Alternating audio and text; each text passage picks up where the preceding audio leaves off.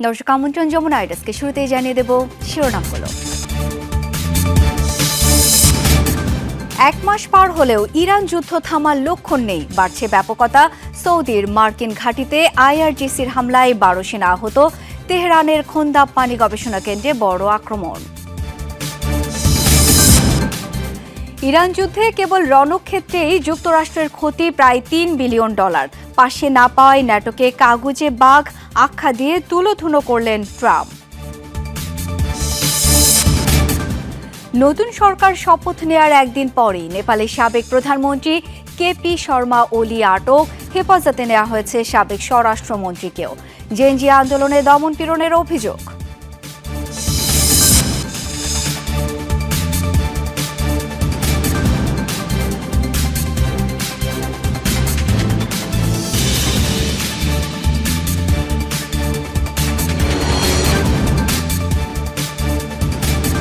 শিরোনামগুলো দেখছিলেন। আন্তর্জাতিক সব শীর্ষ খবর নিয়ে আপনাদের সাথে আছি আমি শাওন দত্ত।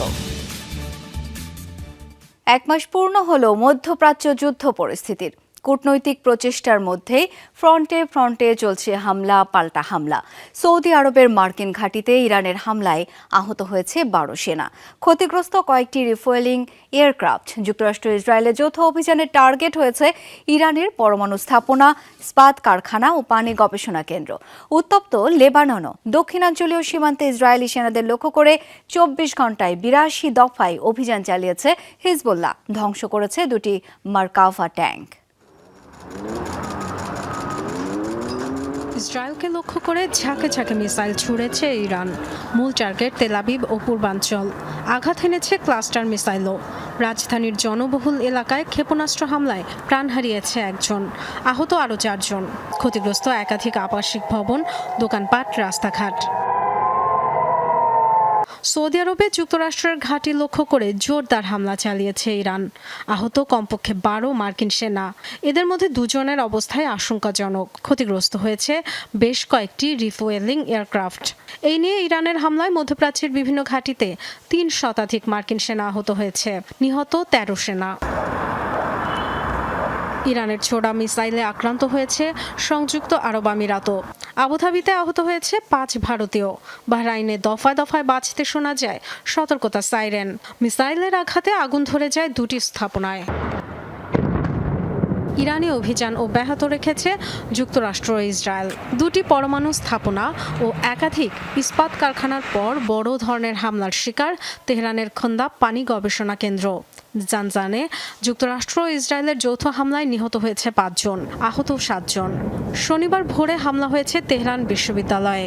কারাজ, ইস্ফাহান, সিরাজ ও কেরমানশাহ অঞ্চলেও দফায় দফায় বিস্ফোরণের আওয়াজ পাওয়া গেছে।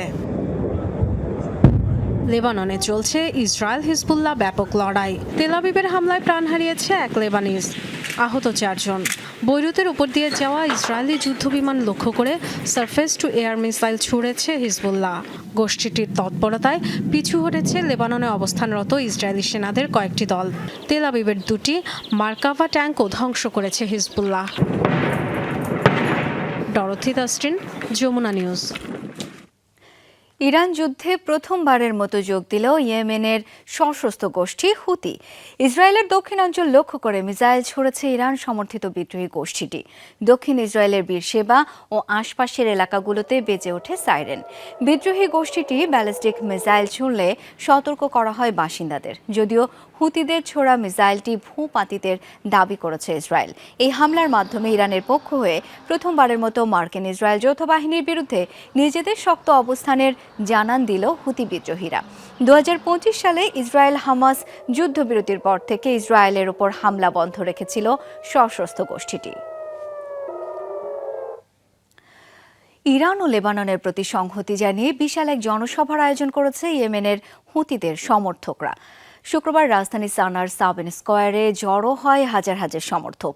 যুক্তরাষ্ট্র, ইসরায়েল ও ইরানের চলমান সংঘাত 4র্থ সপ্তাহ গড়ানোর প্রেক্ষাপটে এই সমাবেশ হয়। সমাবেশে অংশগ্রহণকারীরা ফিলিস্তিন ও ইরানের পতাকা নাড়িয়ে স্লোগান দেন। অবিলম্বে ইরানে হামলা বন্ধের দাবি জানান তারা। কেউ কেউ সংঘাত বাড়লে ইরানের পাশে দাঁড়ানোর কথাও জানান। এই সমাবেশ মধ্যপ্রাচ্যে চলমান উত্তেজনার মধ্যেই হুতি আন্দোলনের ইরানপন্থী অবস্থানকে আরও স্পষ্ট করেছে। ইরানের সাথে চলমান যুদ্ধে শত শত কোটি ডলার ক্ষতির মুখে যুক্তরাষ্ট্র। মধ্যপ্রাচ্যে দেশটির ইতিহাসের অন্যতম ব্যয়বহুল অভিযান হতে যাচ্ছে এটি। এরই মধ্যে বেশ কিছু যুদ্ধবিমান, ড্রোন হারানোর পাশাপাশি হামলার শিকার একাধিক মার্কিন রাডার। রণক্ষেত্রেই এখন পর্যন্ত ক্ষতির পরিমাণ প্রায় $3 বিলিয়ন। গত ডিসেম্বর থেকে 19 মার্চ পর্যন্ত তাদের অপারেশন এপিক ফিউরিকে কেন্দ্র করে মোট ব্যয় আনুমানিক $23 বিলিয়নেরও বেশি। ইরান যুদ্ধ শুরুর একদিন পর কুয়েতের আকাশে ভূপাতিত হয় 3টি মার্কিন F-15E স্ট্রাইক ঈগল। পেন্টাগন দাবি করে কুয়েতের প্রতিরক্ষা বাহিনী ভুল করে ঘটিয়েছে ঘটনা। তবে কারণ যেটাই হোক, এতে ক্ষতির শিকার যুক্তরাষ্ট্রই।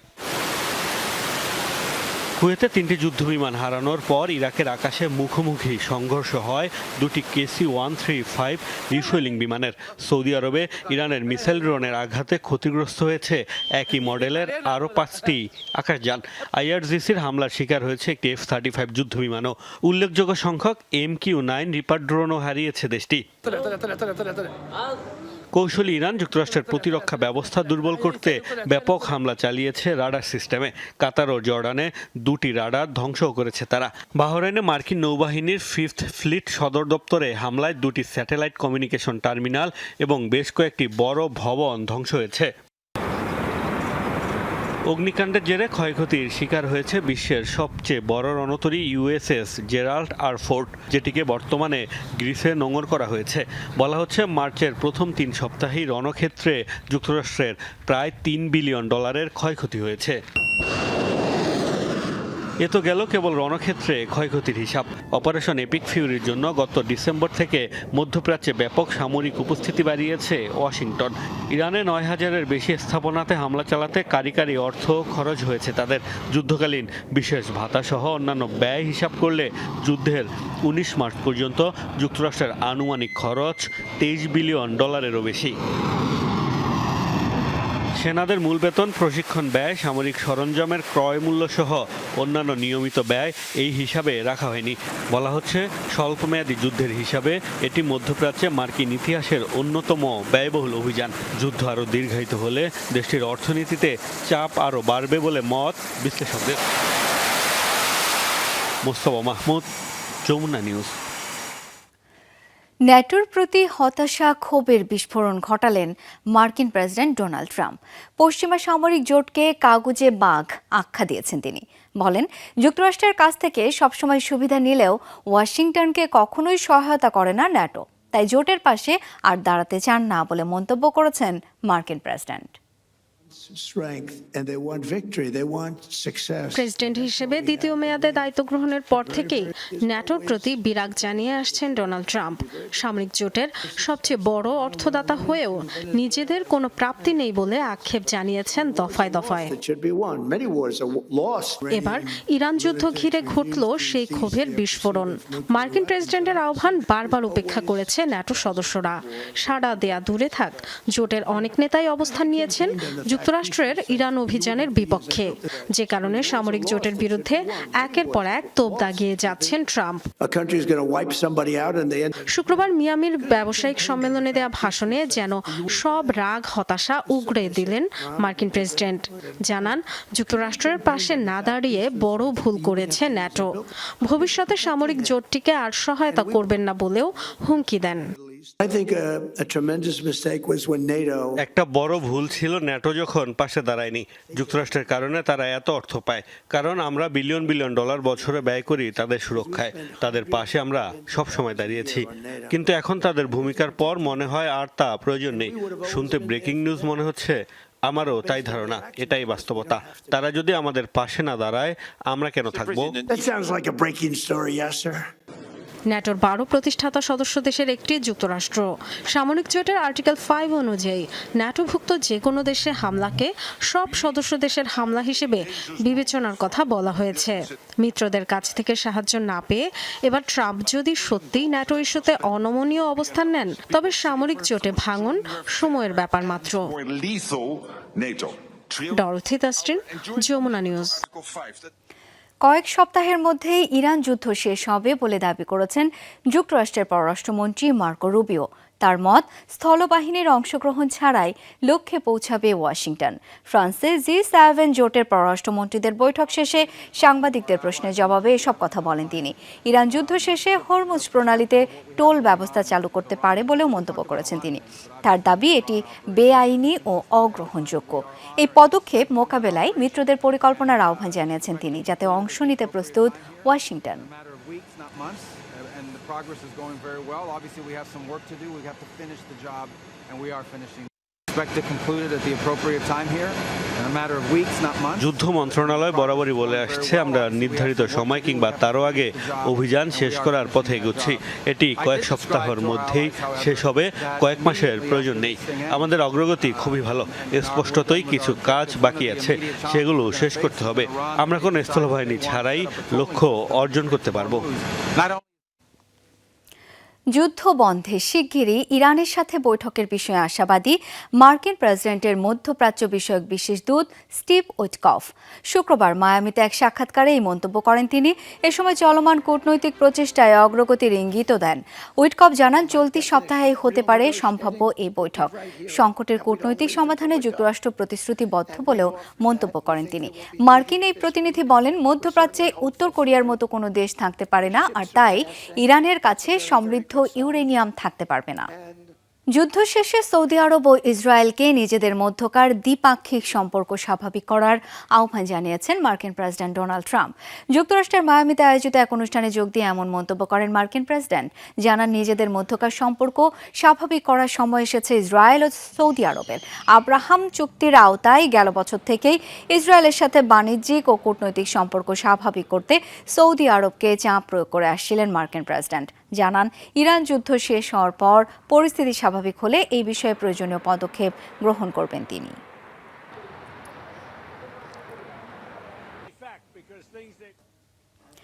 ইরান যুদ্ধের মাঝে প্রতিরক্ষা চুক্তিতে সই করল ইউক্রেন ও সৌদি আরব। শুক্রবার সৌদি আরবের যুবরাজ মোহাম্মদ বিন সালমানের সাথে সাক্ষাতের পর সামাজিক যোগাযোগ মাধ্যম এক্সে এক পোস্টে প্রতিরক্ষা সহযোগিতা সংক্রান্ত এই চুক্তির ঘোষণা দেন ইউক্রেনের প্রেসিডেন্ট ভলোদিমির জেলেনস্কি। বৈঠকে মধ্যপ্রাচ্যে সামরিক উত্তেজনা বৃদ্ধি এবং ইউক্রেন যুদ্ধ নিয়ে আলোচনা করেন দুই নেতা। ইরান যুদ্ধের শুরু থেকেই মধ্যপ্রাচ্যের দেশগুলোকে সামরিক সহায়তা দেওয়ার ইচ্ছে প্রকাশ করেন জেলেনস্কি। তার সেই প্রস্তাব গ্রহণ করেছে সৌদি আরব সহ কয়েকটি দেশ। এসব দেশে এখন ইউক্রেনের 200 জনের বেশি সামরিক প্রযুক্তিবিদ কাজ করছেন। হরমুজ প্রণালী পুরোপুরি বন্ধ ঘোষণা করায় ব্যাপক ঝুঁকিতে পারস্য উপসাগরে অবস্থান নেওয়া জ্বালানিবাহী জাহাজগুলো। পথটি ব্যবহার না করতে কড়া হুঁশিয়ারি দিয়েছে আইআরজিসি। এদিকে উপসাগরীয় অঞ্চল পার হতে হরমুজ বাদে নেই আর কোনো বিকল্প পথ, এমন অভিমত বিশ্লেষকদের। ক্রমশ জটিল থেকে জটিলতর হচ্ছে পারস্য উপসাগরীয় অঞ্চলের পরিস্থিতি। চলমান যুদ্ধের জেরে হরমুজ প্রণালী পুরোপুরি বন্ধ করে দিয়েছে ইরানের রেভলিউশনারি গার্ড, ফিরিয়ে দিচ্ছে একের পর এক জাহাজ। এমন অবস্থায় নতুনভাবে বিশ্বে মাথাচাড়া দিয়েছে প্রবল জ্বালানি সংকট। একদিকে ওমান, অন্যদিকে আরব আমিরাতের মাঝে মাত্র 20 মাইল প্রশস্ত হরমুজ প্রণালী। উপসাগরীয় অঞ্চলগুলো থেকে জ্বালানি পরিবহনে এই প্রণালী বাদে নেই কোনো বিকল্প পথ। এ তথ্য উঠে এসেছে বিশ্লেষকদের গবেষণায়। এক জায়গা থেকে আরেক জায়গায় পৌঁছাতে সৌর প্রণালী পার হতে হয় জাহাজগুলোকে। মোটা দাগে হরমুজের কোনো বিকল্প নেই। এক পাশে ইরান, অন্য পাশে ওমান ও আরব আমিরাত। জাহাজগুলোকে গন্তব্যে পৌঁছাতে এ পথ দিয়েই যেতে হবে। ত্রিমুখী যুদ্ধে বিবাদমান দেশগুলো তো বটেই, হামলার ঝুঁকিতে জ্বালানিবাহী জাহাজগুলো। তার উপর হরমুজ প্রণালী দিয়ে যাতায়াতের চেষ্টা করলে কঠোর পরিণাম ভোগ করতে হবে। শুক্রবার এই হুমকিও দিয়েছে আইআরজিসি।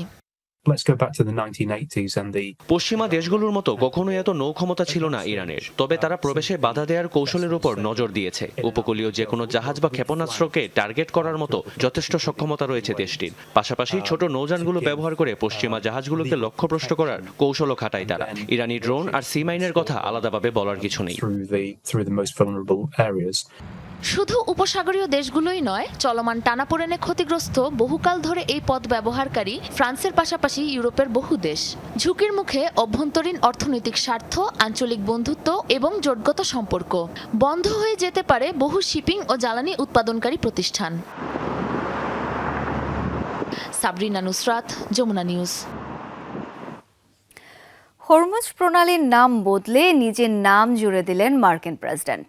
ঠাট্টা করে গুরুত্বপূর্ণ বাণিজ্যিক নৌপথটিকে আখ্যা দিলেন ট্রাম্প প্রণালী বলে। পরক্ষণেই ব্যাখ্যা দিয়ে জানালেন, ভুল করে নয়, ইচ্ছে করেই ব্যবহার করেছেন নিজের নাম। আমরা আলোচনা করছি, কিছু করা গেলে দারুণ হবে, তবে তাদের ট্রাম্প প্রণালী খুলে দিতে হবে, মানে হরমুজ প্রণালী।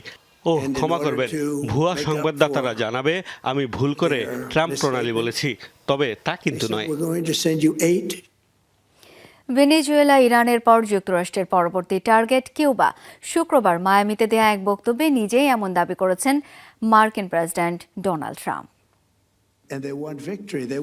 আমি বিশাল এক শক্তিশালী সামরিক বাহিনী গড়ে তুলেছি, যা মাঝে মাঝে ব্যবহারের প্রয়োজন পড়ে। ভেনেজুয়েলায় অভিযানে আমরা ব্যাপকভাবে সফল হয়েছি। এবার কিউবার পালা। আচ্ছা, ধরে নিন আমি এই কথা বলিনি।